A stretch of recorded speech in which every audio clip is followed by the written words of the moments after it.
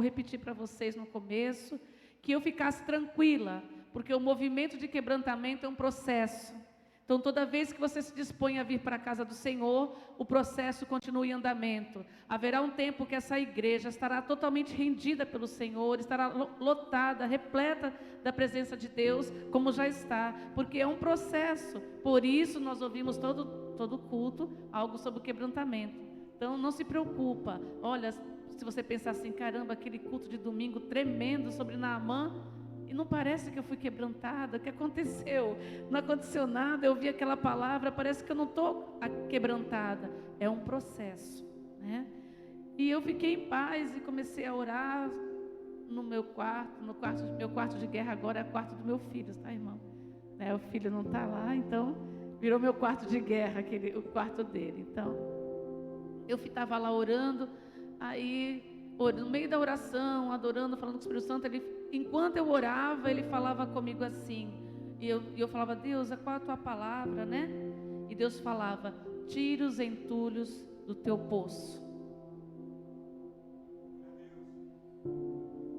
Tira os entulhos do teu poço. Tira os entulhos do teu poço. E aí eu falei, amém, Senhor, eu entendi. Então Deus foi colocando no meu coração. E ali eu ouvi a voz do Senhor, amém? Então vou só compartilhar, tá, irmãos, junto com vocês. Estou aqui junto com vocês, recebendo da parte de Deus. Estou apenas à disposição. A diferença entre eu e você é que eu estou aqui e você está aí, mas todos nós estamos aqui aguardando algo do Senhor, amém? Gênesis 26, capítulo 26, versículo 12. Espero que os irmãos estejam abrindo.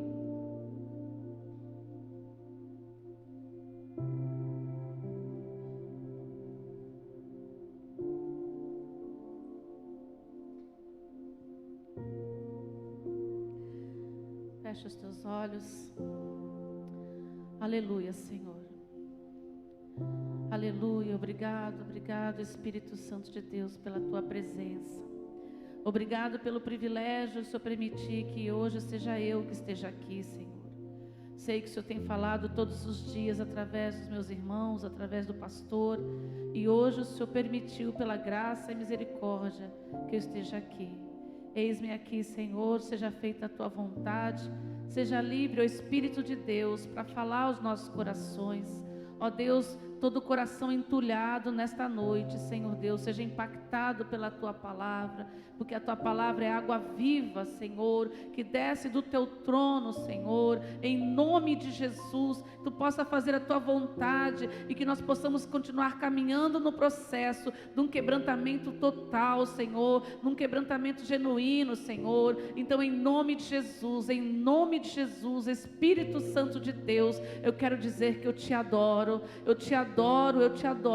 porque o Senhor está operando em nosso meio, para que nos leve a igreja a adorar o Senhor Jesus Cristo. O Senhor conduzirá essa igreja a uma verdadeira adoração, e o Senhor conduzirá a igreja a atrair a presença de Deus esta noite. Por isso eu te louvo pela tua presença, ó Espírito querido de Deus, seja livre, seja livre, Espírito Santo de Deus, seja livre para se movimentar nesse lugar, agora na autoridade do nome de Jesus. Eu quero declarar falência a todo espírito imundo que tem adentrado a este lugar, todo espírito de encantamento agora, caia por terra, todo espírito de encantamento, todo espírito de Jezebel, de dominação, todo espírito de divisão, todo espírito maligno, que veio para distrair a tua igreja, que veio para dividir a tua igreja, que veio para levar cativos pensamentos, em nome de Jesus, caia por terra agora. Seja, Senhor, envolvida a tua igreja com a tua presença, em nome de Jesus, que todo dardo inflamado agora seja quebrado no nome de Jesus, porque maior é aquele que está aqui operando em nossas vidas, do que aquele que está lá fora tentando contra nós, do que aquele que está tentando roubar a palavra, roubar a presença de Deus, roubar a tua presença, Senhor, no meio da igreja. Em nome de Jesus, está anulada a tua interferência, na autoridade do nome do Senhor Jesus Cristo, o Filho de Deus, o nosso Senhor e Salvador, em nome de Jesus, e graças a Deus, amém? Aplauda o Senhor, que é digno de toda a honra, toda a glória e todo o louvor. Irmãos, nós estamos no livro de Gênesis, capítulo 26, versículo 12, Vamos andar um pouquinho pela palavra de Deus, mas o nosso texto será esse, tá? E semeou Isaque naquela mesma terra e colheu, naquele mesmo ano, 100 medidas, porque o Senhor o abençoava. E engrandeceu-se o varão e ia se engrandecendo, até que se tornou muito grande, e tinha possessão de ovelhas, possessão de vacas e muita gente de serviço, de maneira que os filisteus o invejavam. E todos os poços que os servos que os servos do seu pai tinham cavado nos dias de Abraão, seu pai, os filisteus entulharam e encheram de terra. Disse também Abimeleque a Isaque: aparta-te de nós, porque muito mais poderoso tu tens sido em nosso meio. Então Isaque foi-se dali e fez o seu assento no vale de Gerar, e habitou lá. E tornou Isaque e cavou os poços de água que cavaram nos dias de Abraão, seu pai, e os filisteus tamparam depois da morte de Abraão. E chamou pelo nome que os chamara seu pai. Cavaram, pois, os servos de Isaque naquele vale, e acharam ali um poço de águas vivas. E os pastores de Gerar porfiaram com os pastores de Isaque, dizendo: esta água é nossa. Por isso chamou o nome daquele poço de Ezeque, porque contenderam com ele. Então cavaram outro poço e também porfiaram sobre ele. Por isso chamou o seu nome de Sitná. E partiu dali e cavou outro poço e não porfiaram sobre eles. Por isso chamou o seu nome de Reobote e disse: porque agora nos alargou o Senhor e crescemos nessa terra. Depois subiu dali a Berseba e apareceu-lhe o Senhor naquela mesma noite e disse: eu sou o Deus de Abraão, teu pai. Não temas, porque eu sou contigo, e abençoar-te-ei e multiplicarei a tua semente por amor de Abraão, o meu servo. Amém? Os irmãos conhecem mais ou menos essa história. Aqui Isaque, filho de Abraão, herdou do seu pai uma grande herança financeira. Isaque não começou a sua vida sem dinheiro. Ele era um filho que herdou as finanças do pai, porque Abraão era muito próspero, Abraão tinha sido abençoado por Deus, então financeiramente Isaque já era herdeiro de uma grande fortuna. Ele começou a vida dele familiar já com uma grande fortuna. Mas naquele momento em que Isaque estava ali com a sua família, houve o segundo tempo de uma grande fome na terra. O primeiro tempo foi na época de Abraão, agora era no tempo dele. Havia grande fome na terra, porque não chovia. E vocês sabem também que naquela época a fonte de renda, o meio de enriquecimento era a agricultura, era a criação de gados, né?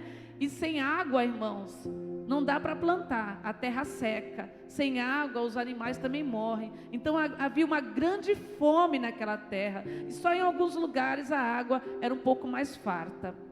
Então Isaque resolve ir para aquela região. E Deus fala com ele. Mas Isaque não tinha só a herança financeira. Isaque tinha a herança da aliança de Deus com o pai dele. Aqui no versículo 3...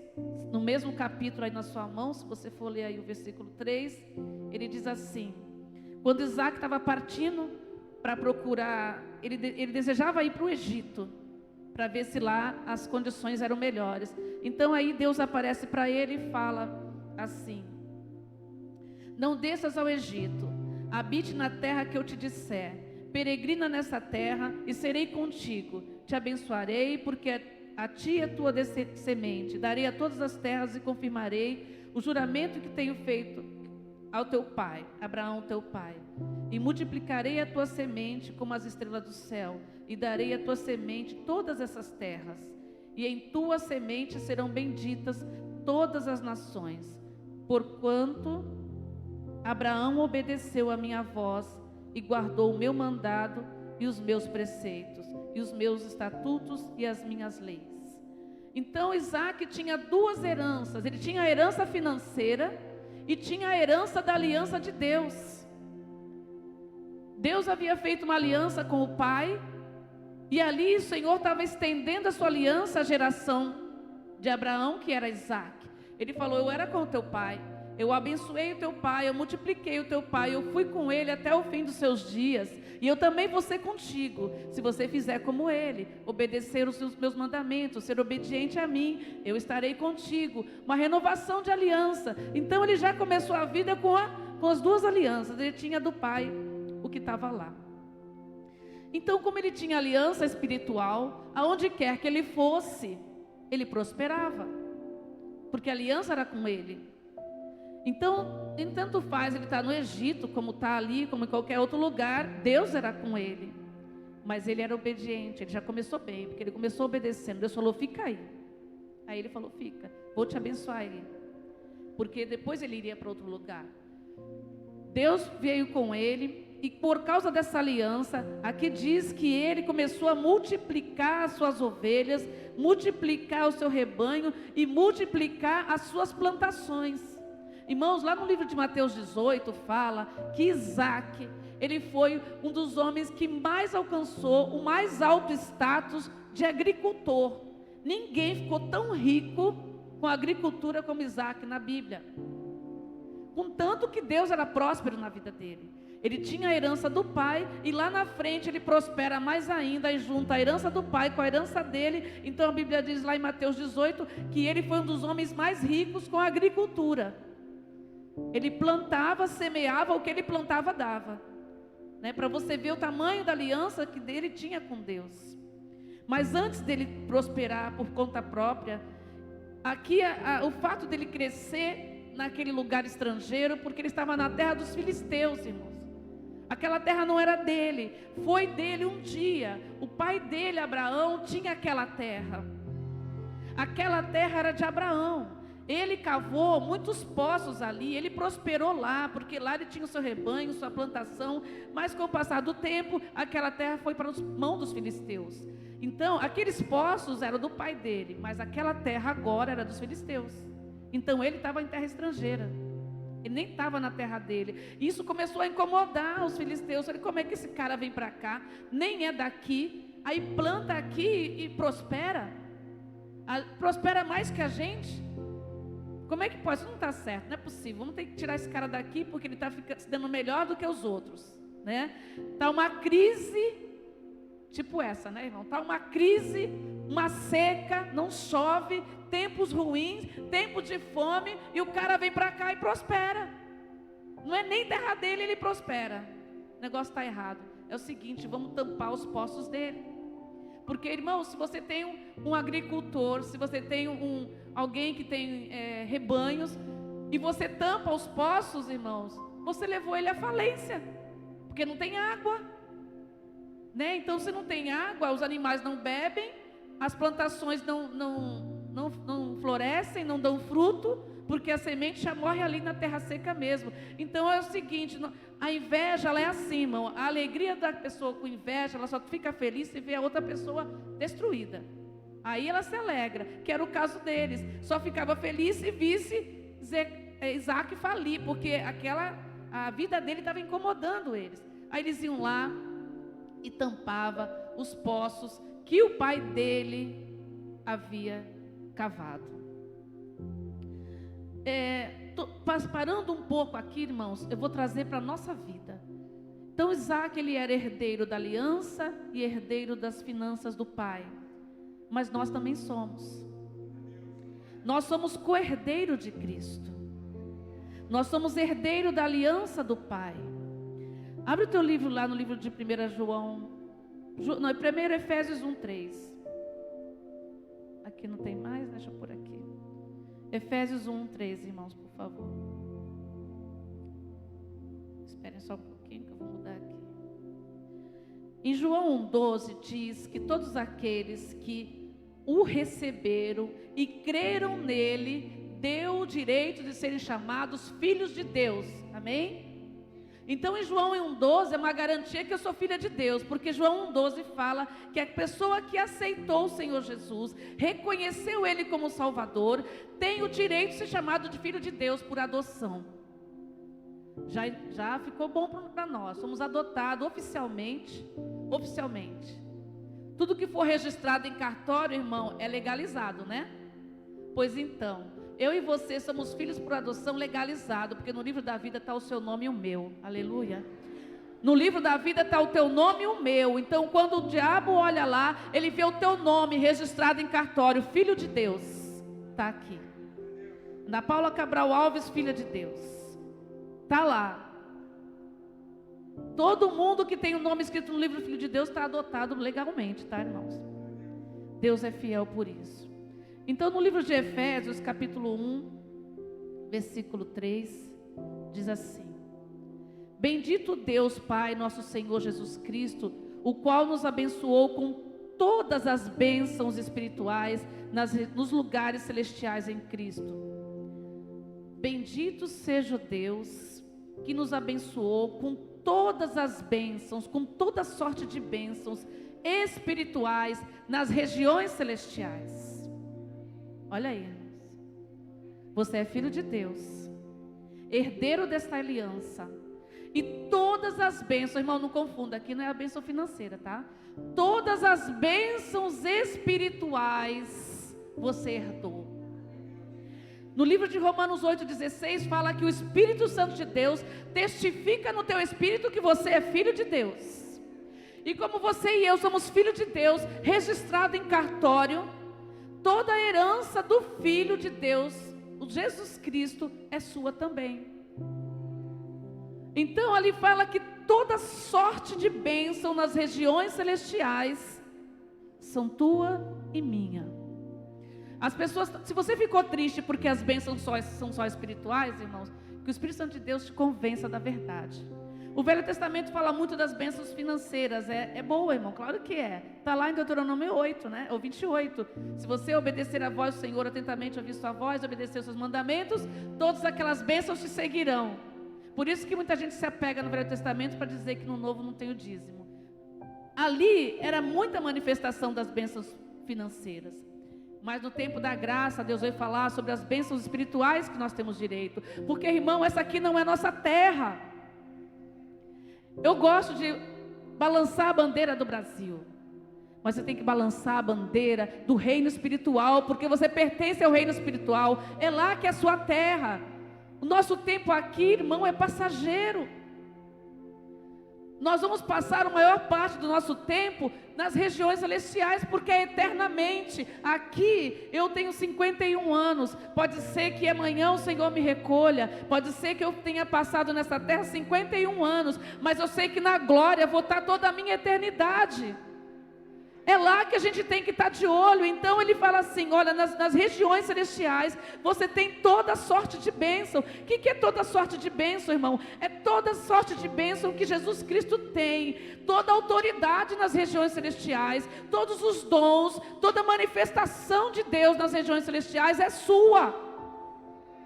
As bênçãos financeiras é consequência. Para cada um o Senhor dará a sua medida, e você será feliz. Mas as bênçãos espirituais é herança sua. Sabe o que você tem lá, irmão? Você tem autoridade sobre principados e potestade. Você tem ali a cura. Você tem os dons. Você tem a unção. Tudo isso está no mundo espiritual. E melhor ainda, você está sentado no trono, à direita de Deus Pai. São essas bênçãos, é a tua redenção, é a tua salvação. É isso que Paulo fala aqui, que você é co-herdeiro de toda sorte de bênção. Você é salvo, você é herdeiro do poder de Deus. Tudo da região celestial você tem poder. E sabe quem é que tem inveja de você? É o filisteu, que está lá no mundo espiritual. Irmão, ele tinha tudo isso, porque ele era o segundo depois de Deus. Ele tinha autoridade, ele tinha poder, ele tinha unção, ele tinha glória, e agora ele não tem mais, e ele olha para você que é herdeiro de tudo isso que ele tinha. Então quem tem inveja de você é ele. Por isso ele está de olho no seu pulso, no seu coração. Quanto mais longe de Deus ele manter você, melhor para ele, porque você perde a comunhão com Deus e deixa de usufruir de tudo que está nas regiões celestiais. Irmão, ele não está de olho no ouro e na prata que está aqui não, ele está de olho no que ele perdeu. Ele não é nada, Ele perdeu a glória, ele perdeu o poder, ele perdeu a unção, ele perdeu a beleza, ele perdeu tudo. Aí ele vem aqui para a terra, cai no chão, olha para a igreja do Senhor, e vê todo esse poder aqui na mão de vocês. Ele fala: não, como que pode, menor que os anjos, ter tudo aquilo que eu tenho e ainda mandar em mim? Eu vou entulhar os poços deles. Vou entulhar os poços deles, sem nenhum trabalho. Vou trabalhar em cima do eu deles. Vou trabalhar em cima do seu coração. Vou criar circunstâncias que os seus corações sejam entulhados, de maneira que eles não sintam mais a presença de Deus, de maneira que eles não sintam mais o desejo de se quebrantar, de maneira que eles não sintam mais dependência de Deus e se achem autossuficiente, como eu. É assim que ele faz. Invejoso nas regiões. Ele passeia nas regiões celestiais. Quando ele passeia nas regiões celestiais, ele dá de cara contigo e comigo, com um selo bem no seu peito. É o Espírito Santo de Deus que te identifica. Ele te acha numa multidão. Ele bate o olho numa multidão, ele olha assim: caramba, lá vai ele, já tem mais um ali, tem outro ali, meu Deus. Ele te identifica. Quem tem inveja, esse é o filisteu das suas bênçãos espirituais. É o filisteu da sua comunhão com Deus. Tudo que ele quer é que você não usufrua da herança que o Pai te deu. É sua por direito. Essa autoridade, essa unção, esse direito de sentar no trono, tudo isso foi o Senhor que te deu. E o inimigo quer roubar de você. Quando a gente começa a entender isso, irmãos, parece mesmo que isso não vai acontecer, que eu não estou entendendo. Às vezes dá a impressão que a palavra entra para um lugar e sai por um outro. Irmãos, vocês sabem o que é uma barreira? Não é barreira, como é que é? Que mantém a água. Uma represa, é isso aí, irmãos. Sabem o que é uma represa? Lembra daquela fatalidade lá em Brumadinho, em Minas Gerais? Que aquela represa se rompeu e a água levou uma cidade inteira? Lembra? Aquele rompimento daquela barreira, irmão, foi de um dia para a noite? Começou com o quê? Uma rachadura. Que os seus corações comecem a ser rachados esta noite. Porque quando rachar, que o Espírito Santo de Deus faça romper essa barreira que tem impedido da água do Senhor venha fluir sobre a sua vida. Porque a palavra de Deus diz que quando você aceita o Senhor Jesus como Senhor e Salvador, rios de água viva fluirão da sua vida. E se ela está retida porque o teu poço está entulhado, esta noite ele vai ser desentulhado. Se o processo já começou desde o primeiro dia desse ano, em que o Senhor colocou a palavra no coração do pastor Newton, que é o ano do quebrantamento, ali está a rachadura. Está, cada vez que você vem para o culto, ainda que você acha que é o mesmo tema, que vai ser uma palavra semelhante, deixa a barreira ser rachada. Deixa a barreira ser rachada. Lá no livro de Romanos 10, versículos 4 e 5 diz que o sofisma, as barreiras, a altivez que está na sua mente resiste o conhecimento de Deus. Sabe quem é que está resistindo ao conhecimento de Deus? É tudo que está na sua mente.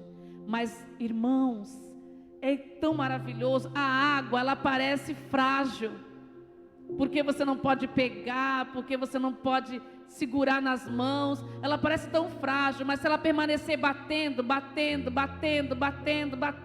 ela racha. Vocês já viram a casa quando você faz a casa tudo direitinho, pinta, daqui a pouco a parede está toda preta? O que é aquilo, irmão? Infiltração, né? Choveu, caiu um pouquinho de água dentro do concreto, começa lá, infiltrar. Quando você vê, se não arrumar aquilo, irmão, com pouco tempo a parede inteira vai ser tomada.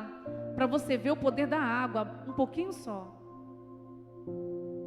A água do mar, quando bate nas rochas, elas conseguem modificar a estrutura da rocha e o desenho das rochas. Com o passar do tempo, aquela rocha vai se desgastando e vai mudando até a sua forma. O poder da água. E é isso que está acontecendo nesse ano de 2022. A água está batendo, está batendo, está batendo nas fortalezas da nossa mente, está batendo na altivez da nossa mente, está batendo no sofisma da nossa mente. E se você acreditar, se você desejar, ela vai se romper. Que hoje, que esta noite, alguns tenham rachaduras, outros se rompam por completo. Eu não sei em que estágio do processo você está, mas que o Senhor vai fazer fluir rios de água viva nesse lugar, Ele vai. Porque eu creio no Senhor. Aplauda o Senhor. Aplauda o Senhor mesmo, porque Ele está aqui. Ele está aqui. Ele está aqui. Glória a Deus. Eu fui procurar a palavra quebrantar, né? Porque, claro, nós entendemos que é quebrantar, você está com o coração contrito, né? Tá rendido. Mas a palavra quebrantar, ela vem do latim, né? Eu estava olhando lá, escrita crepare. É quebrar, partir, rachar. Então, o que é uma pessoa quebrantada? O que é uma pessoa que foi quebrantada? Qual é o estágio dela, irmãos? Ela está quebrada, ela está sem força. Ela declara assim: olha, eu estou quebrado, sem força, eu reconheço que eu não sou nada diante de Deus, eu preciso de Ti, e eu não tenho mais força para resistir ao Espírito Santo de Deus. E você tem resistido ao Espírito Santo de Deus, você tem entristecido o Espírito Santo de Deus, porque você está resistindo a Ele, e Ele não vai forçar, mas você resiste a Ele. O diabo, quando você resiste, ele foge, mas o Espírito Santo, por educação, se anula, e nós estamos abafando o Espírito Santo, matando o Espírito Santo, resistindo ao Espírito Santo, porque achamos que a nossa experiência pessoal, a nossa experiência de vida, o nosso conhecimento, o nosso estudo é maior do que qualquer coisa para resolver nossos problemas. Mas eu quero te dizer uma coisa: infelizmente, a tua experiência de vida, a tua capacidade intelectual, o teu diploma não são suficientes para te garantir o sucesso. O que te garante sucesso é a presença de Deus. E você está lutando, você não está lutando com o homem, você está lutando com Deus.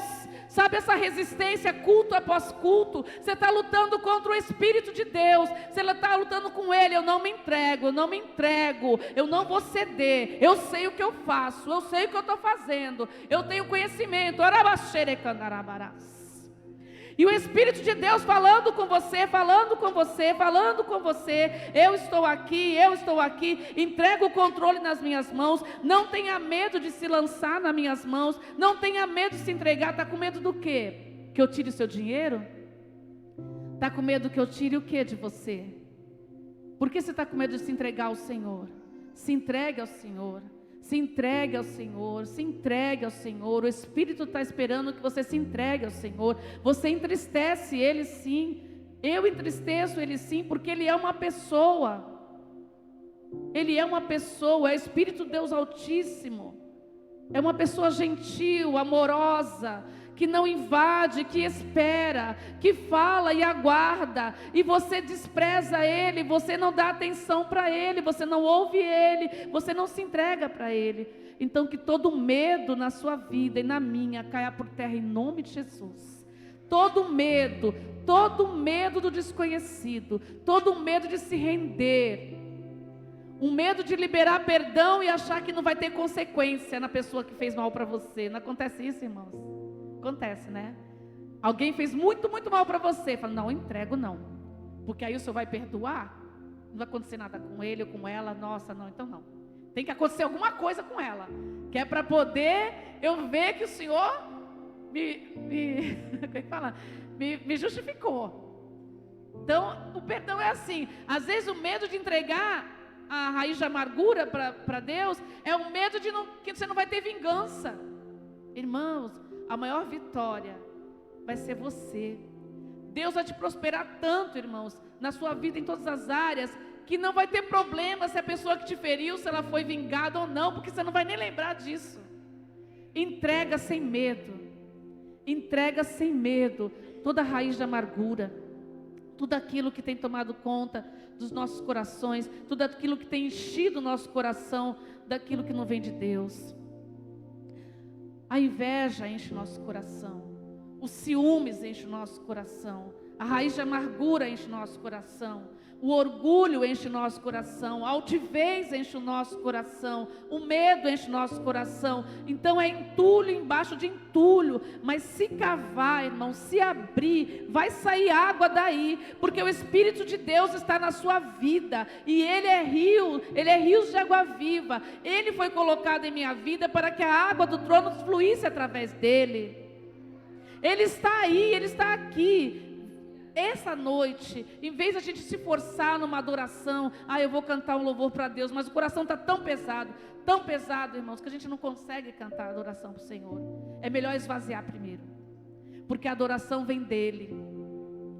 Às vezes você não consegue adorar, não é porque você está entristecido não, seu coração está tão fechado, que o Espírito Santo não consegue te conduzir, que você pensa que você adora ao Senhor porque você quer, você adora ao Senhor porque você é muito bom, porque o Lucas e os meninos aqui adoram ao Senhor porque eles são bons pra caramba. Eles são bons mesmo. Eu tenho orgulho dos irmãos aqui. Eles são bons mesmo.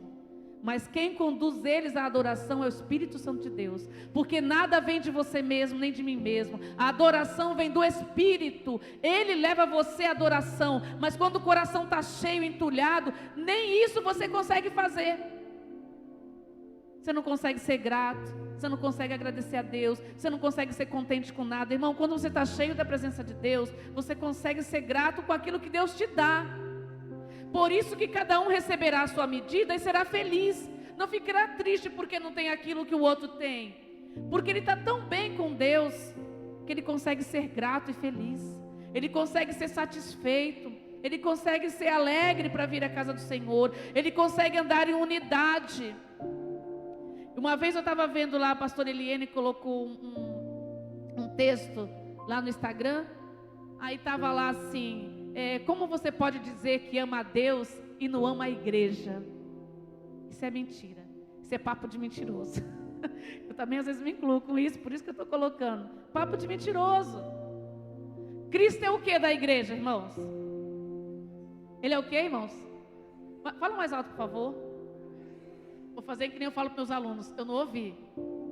Cristo é o que, irmãos? A cabeça da igreja. A igreja é o que? O corpo. Aí tu ama a cabeça e não ama o corpo? Não é uma mentira, irmão? Eu falei, nossa, que mentirosa que eu sou. Falei, meu Pai do céu, tem misericórdia de mim. No dia que eu li aquilo, eu falei, meu Pai do céu, misericórdia, Senhor, misericórdia, é verdade. Como é que pode isso? É um Frankenstein, eu estou adorando só a cabeça, eu gosto da cabeça. Deus fala, ei, está mentindo, que papo furado é esse? Diz que gosta de mim? Vai dar uma voltinha. Porque é um inteiro, tem que amar a cabeça e o corpo. Nós somos o corpo, somos os membros que unidos com o auxílio de todas as juntas, conseguimos fazer a vontade de Deus. E uma das barreiras dos entulhos é a falta de unidade na igreja.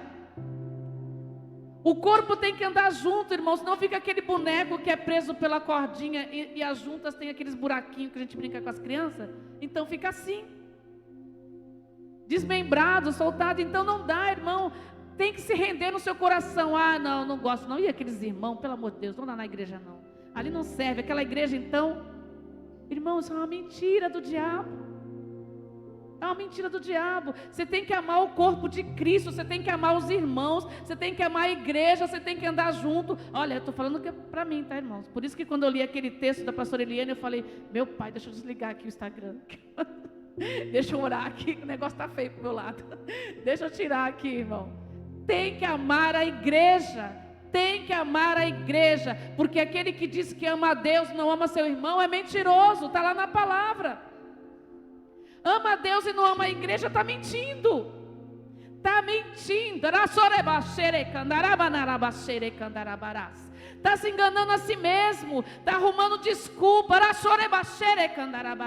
para poder justificar a ausência na igreja, para justificar a frieza, para justificar a rebeldia, para justificar a murmuração.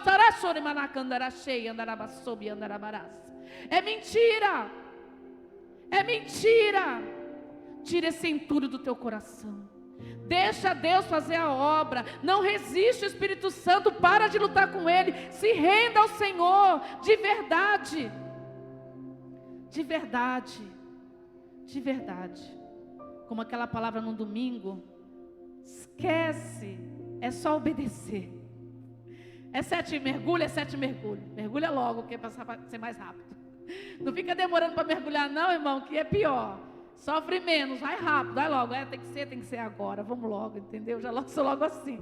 Tem que ser, vamos embora. Então vamos, é o último mergulho, mergulha logo, 7 vezes. Então vai passar, 7 vezes vai passar. Mas faz, irmãos. Mas faz.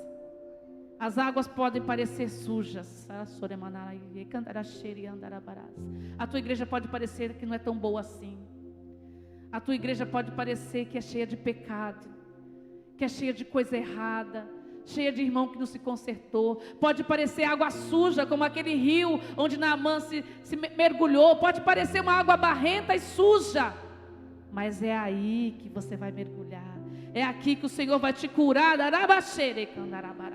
É aqui que Ele vai transformar a sua vida e a minha, para completar a obra que Ele tem que completar. Tem que terminar a obra, irmão. Não fica embaçando num lugar parado aí não, que não dá certo. Vai criar raiz, vai criar teia de aranha, o negócio fica feio. Tem que avançar para passar logo por isso. É um segredo, né, que nós temos aqui. Uma vida cheia do Espírito Santo de Deus. É uma vida sem entulhos. Então Deus falou no meu coração naquela noite, foi na quarta-feira, ontem. Ele falava só o tempo assim, porque eu falava: Deus, que palavra, meu Deus. Depois de domingo a palavra, meu Deus, que palavra de quebrantamento. Os irmãos estão pregando quebrantamento todo dia, o que eu vou fazer? Aí ele falava assim: importa só a minha presença. Só a minha presença para quebrantar o coração deles. Deixa eu fluir. Deixa eu fluir. Não importa que palavra você vai ler, toda ela é viva. Qualquer coisa que você ler vai fazer efeito. Porque deixa que eu faço a obra. Quebrantamento sou eu que estou trabalhando na Igreja Batista Peniel de Vicente Carvalho. Sou eu que estou com uma nuvem pairando sobre eles. Sou eu que estou trabalhando. Irmãos, quando eu fui para Portugal, que eu voltei, aí tem aquele jet lag, né? Você não consegue dormir. Assim que a gente desceu aqui no aeroporto, que eu cheguei em casa, eu falei: agora eu vou descansar um pouco. A gente chegou agora de manhã, vou dormir. Que o cérebro nem sabe que horas que você está, né? Você não sabe se está dormindo, se está acordando, o cérebro não sabe de nada. E aí eu estou lá dormindo, daqui a pouco eu acordo. Que isso? Eu estava aqui dentro da igreja. Irmãos, essa igreja estava tão cheia, tão cheia, tão cheia, que não dava para ver as pessoas. Era tão lotada, tão lotada. Ela ia até o final e tinha tanta gente assim, e estava escuro, o louvor tocando. Aí eu passava no corredor e falava: que isso? É congresso? Eu falava: meu Deus, essa igreja está cheia. Eu continuava andando pelo corredor, eu falei: que isso? A nossa igreja está assim. É assim que vai ser o resultado no final do processo de quebrantamento da nossa igreja, das nossas vidas. Aplauda o Senhor. Esse é o final do processo na Igreja Batista Peniel de Vicente Carvalho. Andaremos juntos, transformados, curados, cheios da presença de Deus, porque o que atraía as pessoas aqui nesse lugar vai ser a unidade, o quebrantamento, um coração quebrantado. Irmãos, você não pode ser apegado às coisas materiais desse lugar. As coisas materiais é boa, irmãos. É bom sim, claro que é bom. Eu gosto, peço para o Senhor, coloco diante de Deus. Se vier, amém. Se não vier, glória a Deus a si mesmo. Mas tudo que ficar, irmãos, eu fui num castelo lá, e eu esqueci o nome, é lá em Belém, lá em Portugal, perto de Lisboa. E lá, agora, é um museu. E dentro desse museu tem muitas esfinges, né, dos faraós. Porque na Europa foi encontrado muitos restos, né, vestígios daqueles povos, civilizações antigas.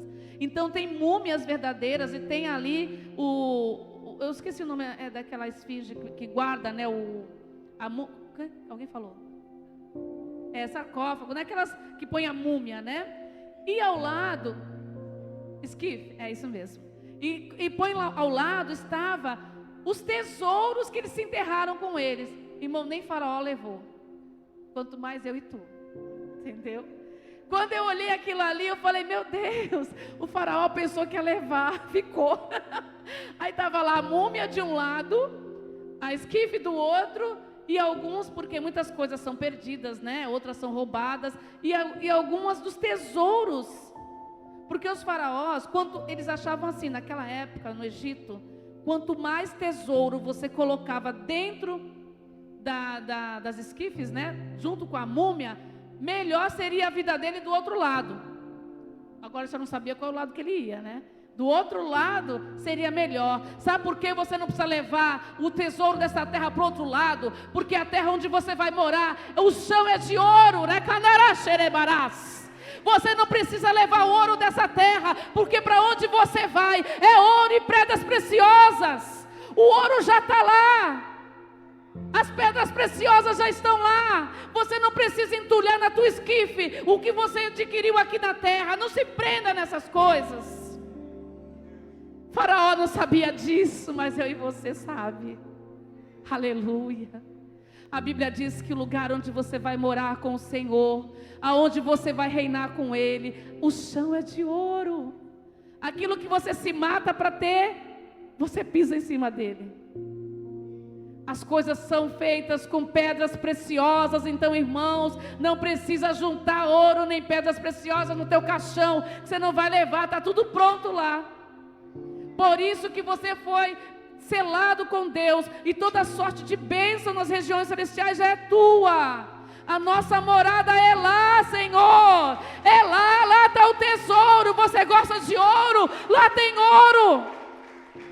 Você gosta de diamante? Lá tem diamante, tem rubi, tem toda espécie de riqueza material, porque Ele é o dono do ouro e da prata.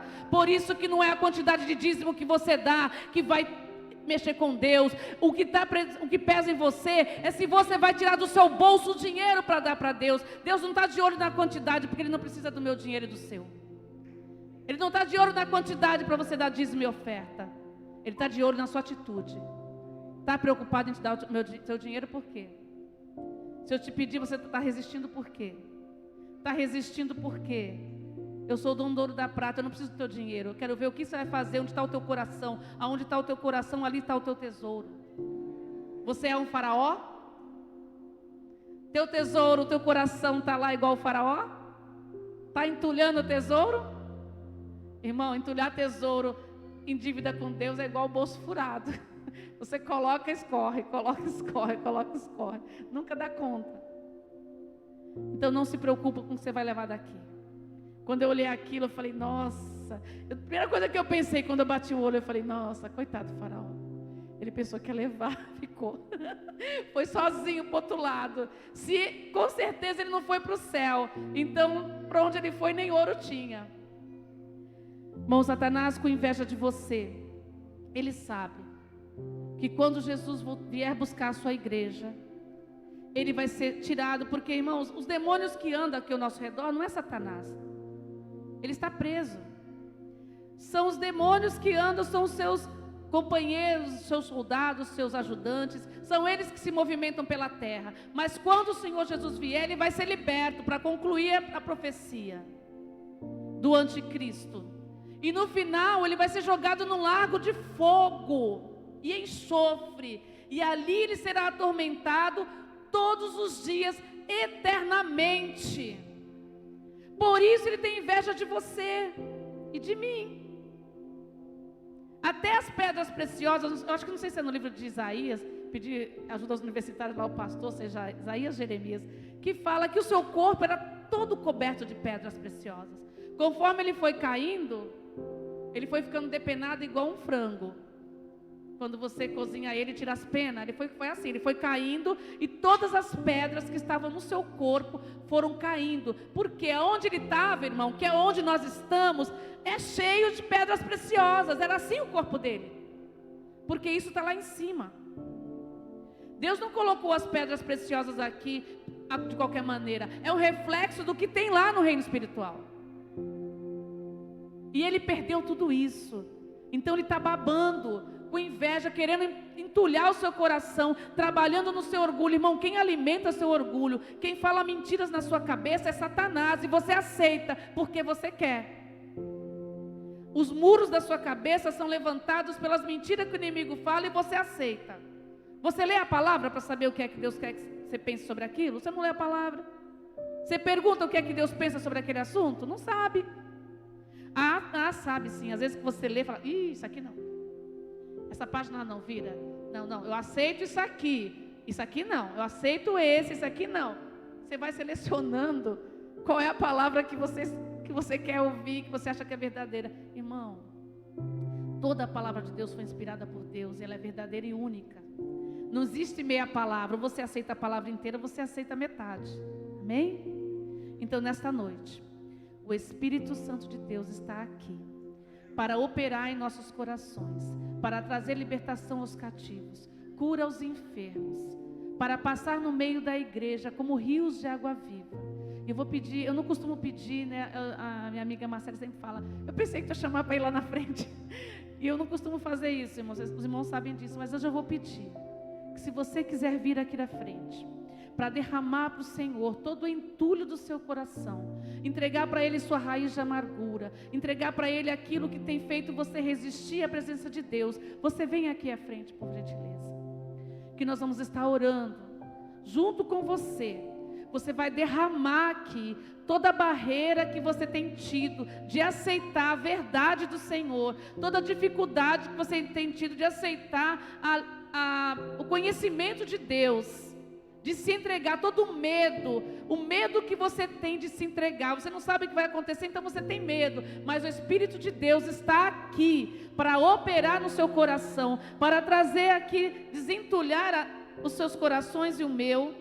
Estou no processo com você, irmão, estamos no mesmo barco, estamos juntos nesse trem, quero chegar no final da estação, com todo mundo junto, estamos nesse trem, a caminho do verdadeiro quebrantamento. Quero ser quebrada, quero ser transformada, quero ser entregue para o Senhor, eu quero que toda a minha resistência a Deus caia por terra. Então fique de pé, irmãos, por gentileza, e aquele que quiser vir aqui à frente orar, nós vamos estar orando junto, enquanto o Lucas vai estar ministrando louvor aqui, nós vamos orar. Deixa o